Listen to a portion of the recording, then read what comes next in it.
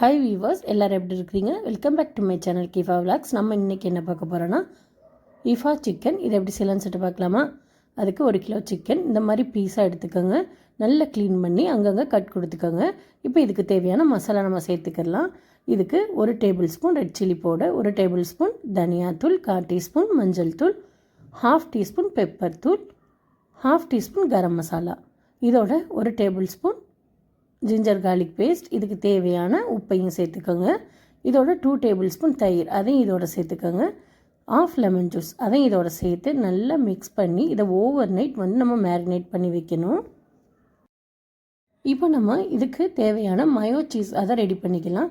அதுக்கு ஒரு mixie jar எடுத்துக்கோங்க. இதில் அவிச்ச முட்டையோட வெள்ளைக்கரு மட்டும் 3 அதை இதோட சேர்த்துக்கோங்க. இதோட 5 பல் பூண்டு அதையும் இதோட சேர்த்துக்கோங்க. நமக்கு தேவையான சீஸ் அதையும் இதோட சேர்த்துக்கோங்க. எவ்வளோ தேவையோ அவ்வளோத்துக்கு சீஸ் சேர்த்துக்கோங்க. கொஞ்சமாக ஃப்ரெஷ் க்ரீம் அதையும் இதோட சேர்த்துக்கோங்க. இதோட கொஞ்சமாக உப்பு, கொஞ்சமாக சீனி அதையும் இதோட சேர்த்துக்கோங்க.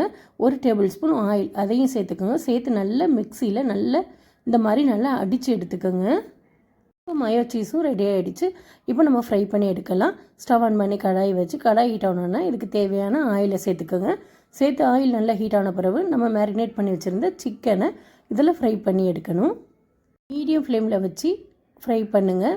அப்பப்போ திருப்பி போட்டுக்கோங்க. சிக்கன் நல்லா வெந்து ஃப்ரை ஆகி இருக்கணும். அப்பப்போ திருப்பி போட்டுக்கோங்க.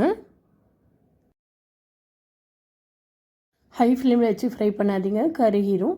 இந்த மாதிரி மீடியம் ஃப்ளேமில் வச்சு ஃப்ரை பண்ணுங்கள்.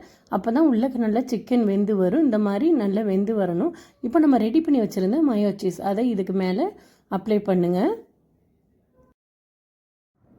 மயோ சீஸ் நிறைய அப்ளை பண்ணிக்கோங்க. இப்போ இதுக்கு மேலே கொஞ்சமாக மிக்ஸ்டு ஹர்ப்ஸ் அல்லது ஆரிகானோ இதெல்லாம் இருந்தால் அதுக்கு மேலே கொஞ்சமாக டேஸ்ட்டுக்காக தூவி விட்டுக்கோங்க. இதோட பெரி பெரி மசாலா அது இருந்தால் அதையும் லைட்டாக தூவி விட்டுக்கோங்க.